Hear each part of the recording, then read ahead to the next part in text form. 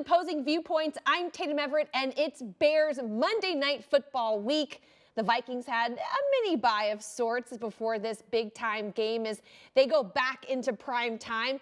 Let's listen to our primetime guest of the day, Vikings team reporter Eric Smith. Eric, just when you thought these games couldn't get any more nerve-wracking, there was Thursday night. There was Thursday night. There was the entire season. I mean, it has been a wild ride for the Vikings in 2021. Probably no game was more crazy than Thursday. A tale of two halves, and one that had a lot of Vikings fans probably without any fingernails by the end of the game. But the Vikings got a win. They are 6-7 in the playoff hunt, and here we go. As you put it earlier this week, you saying the season is taking years off your life. Got to agree with that one. But here to help us get ready for this Bears game via Microsoft Teams is Chicago Bears beat writer for The Athletic, Kevin Fishbain. Kevin, thanks so much for being here. We're actually a little glad we pushed this show over a day just so that you could fill us in on what exactly is going on with the state of this team. Yeah, it was one thing for the Bears to be 4-9 and really struggling. And then they enter this week and they find out that they have a COVID-19 outbreak. All three coordinators have been out of the building all week, having to be on practice via Zoom. They're without a bunch of players who got put on the COVID list, including Allen Robinson, Eddie Jackson. They had 8 players who missed Thursday's practice with an illness. So it's like it's patchwork to get the roster together. And it's obviously been a frustrating season, and then go through all of this, and you're obviously first things first, you hope everyone's going to be okay. And then you're just wondering who's going to be out there on Monday night. How can they feel the team? And you're watching like this. They had this moment against Green Bay where Jakeem Grant and Demir Byrd, and they had these touchdowns in the first half, and it was all this excitement. And then Aaron Rodgers did what Aaron Rodgers has done to this team for so many years, and it just left the Bears in this kind of in the state they've been in for a long time this season, which is just not nearly good enough to stack up against the best teams in the division. Yeah, Kevin, the Vikings have been hit hard, not hard, but they've been hit by COVID a little bit this week. Not nearly like the Bears or other teams around the league have had. But, this team right now has a playoff mindset with 4 games left, and they know that everything is right there in front of them. They are one of 5 teams in the NFC that are 6-7. So they are very much in the playoff race. Like we said, and they kind of control their own destiny. If they go 4-0, they're probably in. If they go 3-1, they are likely in. But a lot to be determined in these final 4 games, and as we kind of figure this out, games are getting moved around. There's another Monday game now. There's 2 games on Tuesday. So all the Vikings want to do is take care of their own business. That starts Monday at Soldier Field, where they haven't had a lot of success, but they did get a win last year. So they're looking to build off that as we kind of get ready for a crazy 4-game sprint. Yeah, flashbacks of 2020 dancing through our heads right now. But this is a different look Bears offense led by rookie quarterback Justin Fields. You really can't talk about the Bears without talking about Fields. His line, though, doing him no favors, sacked 33 times in his 9 starts. What is your assessment, Kevin, on how Fields has developed this season? It's been really hard to get a fair evaluation of Justin Fields because, as you mentioned, of everything going on around him. He was pressured a season high 22 times in Green Bay last week. He's had multiple play callers. He's had receivers shuffling in and out. There's a lot of criticism for the playbook here and the play calling, that it just isn't putting him in good positions. And then even when the Bears have had their moments on offense, go back to the San Francisco game in week 8, you look at what they did in this comeback against Pittsburgh a few Monday nights ago, then the defense lets them down. So Fields has shown these flashes where he is a magician. He's able to escape and scramble. He's got a cannon for an arm, and he's able to, fit the ball into tight places. All those things the Bears and many teams saw heading into the draft. Unfortunately, just because of everything going on around Fields, it hasn't been able to be featured in a way. Like, he has not had that one outstanding game yet. He's had these good games here and there, little moments here and there, but he hasn't been able to put a full game together. And I know you guys probably know this as well. Mike Zimmer's defense against rookie quarterbacks, it does not usually go well for the rookie quarterback. It does not. It does not. You are correct, Kevin. Patrick Peterson actually talked about Fields today and said he's been, fairly impressed with what he's done as a rookie. And it's Peterson's group that's kind of been in the spotlight this week for the Vikings after that Pittsburgh win. Mike Zimmer kind of called out the Vikings cornerback group and said, hey, you guys have got to be better with your assignments, with your alignments, just kind of where you're lining up on the field. in crucial situations. So that group has kind of, really struggled for most of the season with consistency. We can probably say that about the team in general, but, Peterson, Bashad Breeland, Mackenzie Alexander, Cam Dancer, those are the 4 main cornerbacks for the Vikings. And they've kind of been up and down. They play well, they don't play well. They have a nice play and then they don't. So Zimmer's really looking for that group to play well in the final 4 games. Obviously, it starts Monday night in Chicago, where the Bears have the 32nd and dead last ranked passing attack at only, I think, 176.5 yards per game. So if there's a game for the Vikings cornerbacks to kind of get rolling and get right, it's probably Monday night in Chicago. Let's talk about this Chicago Bears defense. No one knows just how tough they can be better than Vikings fans. So what defensive look, though, without several key pieces, are the Vikings going to see on Monday? Yeah, well, this Bears defense has been hit hard, as you said. Khalil Mack's on injured reserve.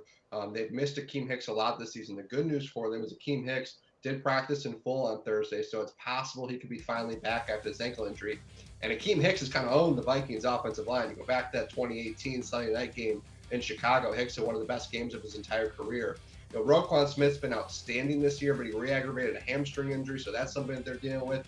Robert Quinn's been the star. He was the biggest disappointment on the team last year, and now he leads the Bears in sacks, most sacks for a Bear since the Richard Dent days in the 80s.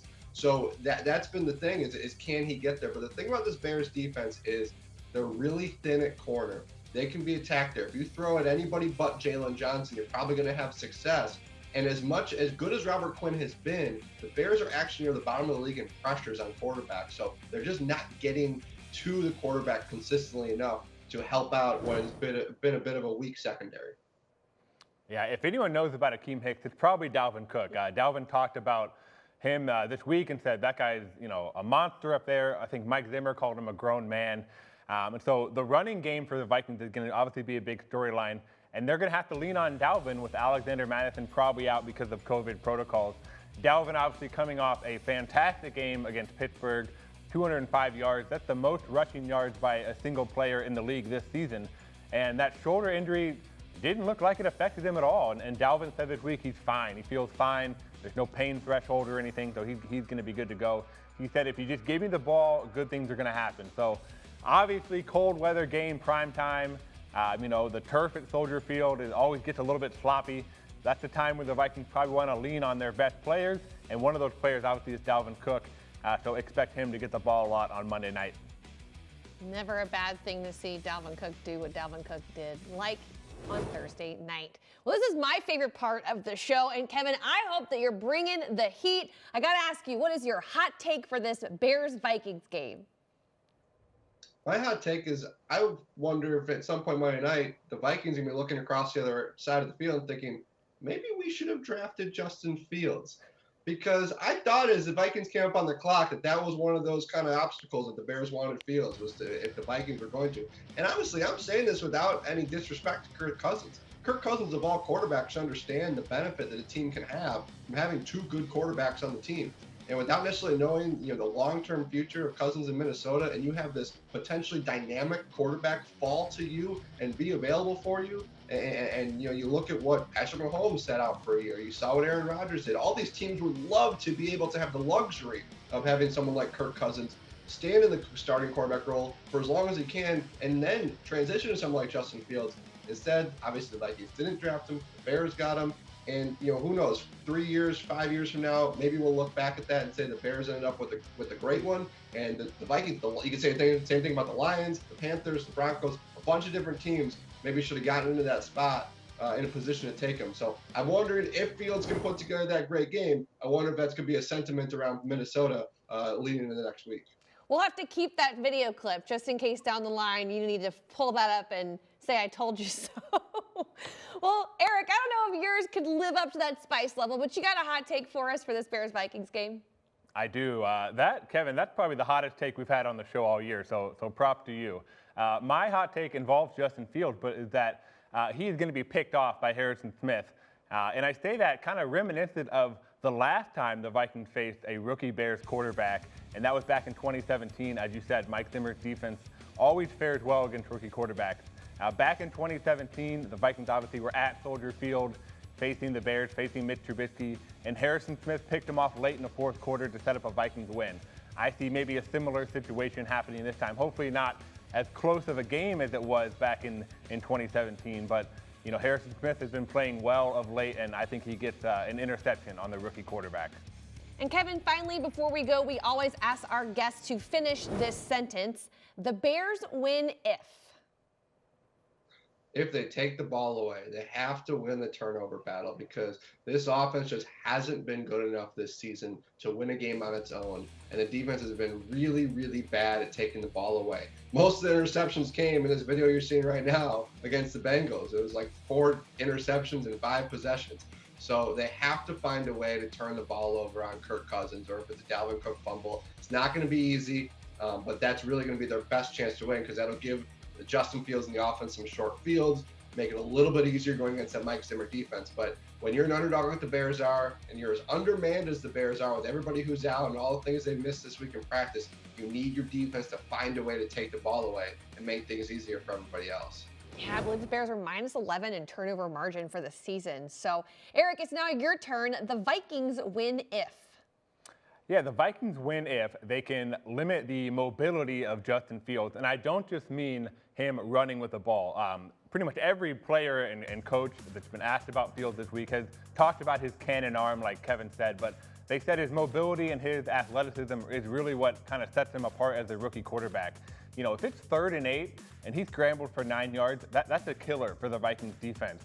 If it's 3rd and 4 and he picks up the first down, that's tough to overcome if you're the Vikings defense.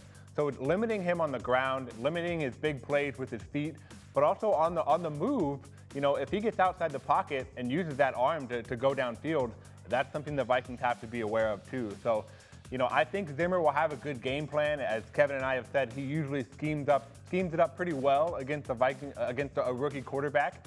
But, if there's an open gap, if there's an open lane, the Vikings are going to have to be wary of that and field mobility.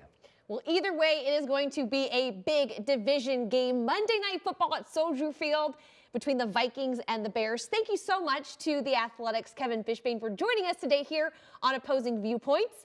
We're expecting a bit of cold temperatures down there, Kevin, but we can't wait to see you down there. Thanks for being on the show. Thanks so much for having me. For Vikings team reporter Eric Smith, I'm Tatum Everett. Thanks for watching.